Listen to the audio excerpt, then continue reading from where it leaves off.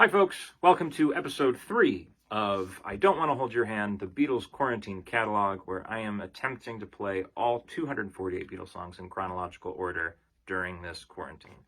Hopefully, almost definitely, this quarantine will be long over by the time I finish this series, but until then, stay inside, stay safe, and enjoy some Beatles with me.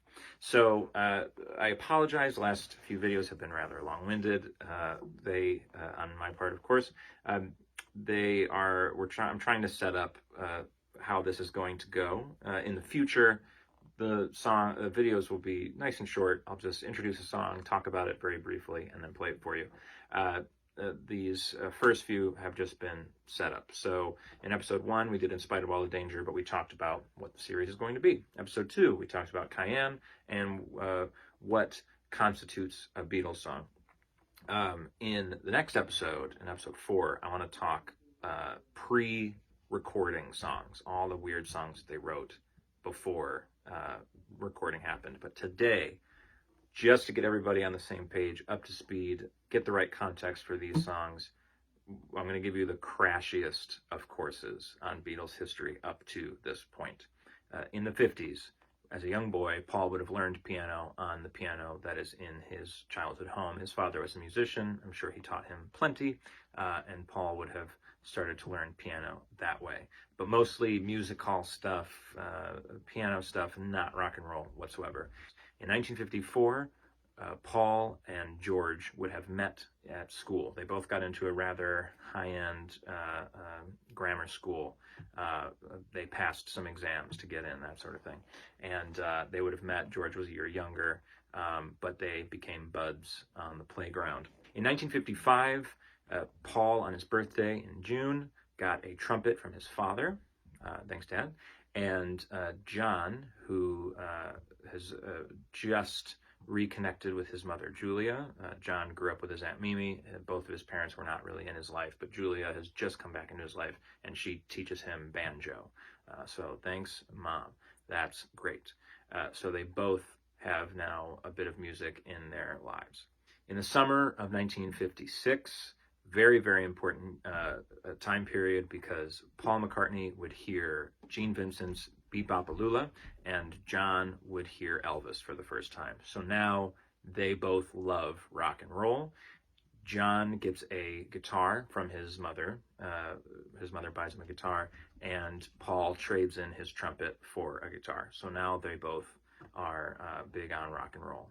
In October of 1956, Paul McCartney's mother tragically dies of breast cancer, causing Paul to write a song called I Lost My Little Girl, which is what he claims to be his first song that he ever wrote. It's definitely his first rock song, but he has other songs that he wrote before, but we will talk about that in the next episode.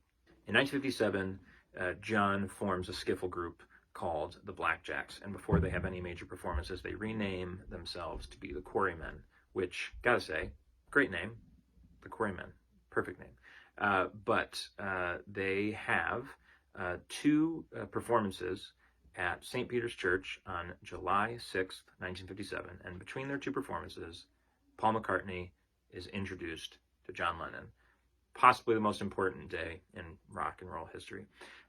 Paul impresses John by playing a song on guitar and remembering all the lyrics. That is something that John later mentions as something he really impressed him, that Paul could remember a whole song without messing it up. As I've mentioned, John couldn't remember lyrics to save his life. So I think that's amazing that's like, wow, very cool. Also, Paul teaches John and the rest of the band how to properly tune a guitar, because John has been tuning his like a banjo. Amazing. So Paul joins the group, and Paul and John start writing songs together. But again, we'll talk about that in the next episode. In 1958, in February-ish, in 1958, Paul introduces George to John, and on the top level of a double-decker bus, George plays a little guitar for John, and John lets him in the group, despite the fact that he's very young. George is like a little kid to all of them, because he's only 14 years old, I believe. But John says, all right, you can be in the group. And so we have 3 Beatles in a group, still called the Quarrymen. In July of 1958, we get, of course, a huge moment in this series, which is what we talked about in episode 1, the first ever official Beatles recording of In Spite of All the Danger at Philips Sound Recording. They also recorded a cover of That'll Be the Day by Buddy Holly. In fact, that would have been what they would have recorded first, and then they recorded their original tune, the beginning of their catalog. So a few days after the recording, John Lennon's mother is hit by a speeding driver and is killed, which changes the trajectory of John's life for sure. In the next few years, the band plays gigs all over the place. They kind of disband for a bit. George joins a different group for a bit. They become Johnny and the Moondogs, the Silver Beatles. It's all a bit more murky in those next few years. But the most significant things that happen leading up to our third song here are they become the Beatles officially, which is great, and they record a couple songs at Paul's childhood home in April and June of 1960. These recordings super important because they're some of the only recordings we have of them early in their time together, before Love Me Do comes out and before they blow up. There's not much that survived. I'm sure they recorded so much. In fact, we know there are recordings somewhere that have been lost. These songs that we're in right now, Cayenne, Well, Darling, and the next couple, are all from these 2 sessions that they recorded at Paul's childhood home. These recordings have resurfaced over the decades, and so we get a glimpse at what they were doing in 1960. Recording these songs that range from really cool instrumentals like Cayenne to this song, to we have a song coming up that's really funny and weird. Yeah, very important recordings to have. Please enjoy song number 3, Well, Darling, featuring a special guest. Before we get into the song, I have to introduce my special guest. This is my fiance, Katie Johansson. And this is our little baby girl. This is Poppy. Poppy! Poppy will hopefully not sing along, but you never know. Last thing, I forgot to mention, this song, like a couple of the songs in these tapes that were made in June and April of 1960, a lot of them seem to be slightly unfinished, or the lyrics aren't quite decided upon, so there's lots of do-do-dos and whatnot in that. So I'm going to do some of that, so don't be surprised when it seems like I've forgotten the words, because there aren't really any. So here is, once again, song number 3, Well, Darling.